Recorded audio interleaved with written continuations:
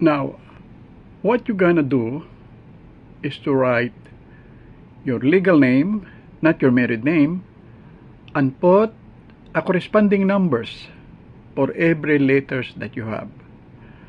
Now you got already the corresponding numbers in all the alphabets.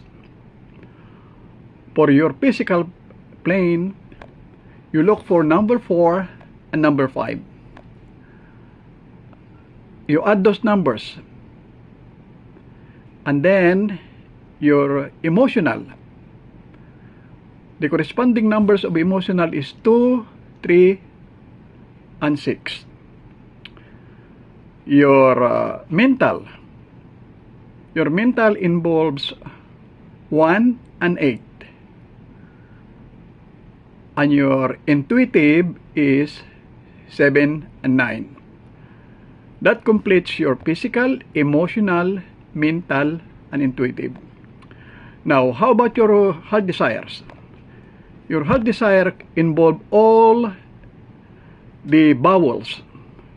You add all those numbers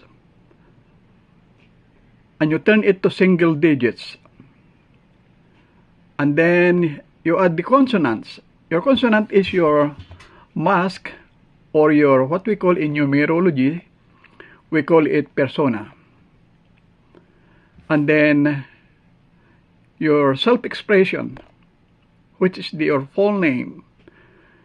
You add all the vowels plus the consonants, and you turn that to single digit. Now that is complete of your personality. And my next blog will be the secret formula on the name of a successful business. This is based on my analysis and evaluation of a lot of companies worldwide. I'll just give you an example. The World Wi-Fi. The World Wi-Fi, if you will put corresponding numbers of W,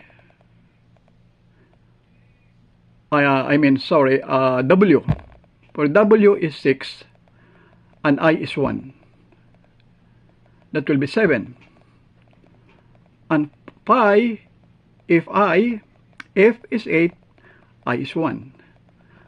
So, the number is 7 and 9. Now, if you put the corresponding numbers with the name of your company or the name of a person, and the total is 7 and 9, you will see what will be the outcome. So watch for my next vlog and you will see. And try to compare my analysis. Thank you and have a nice day. Now, before I forget, if this is beneficial to you or it helps you in your life, just please share, add, or subscribe.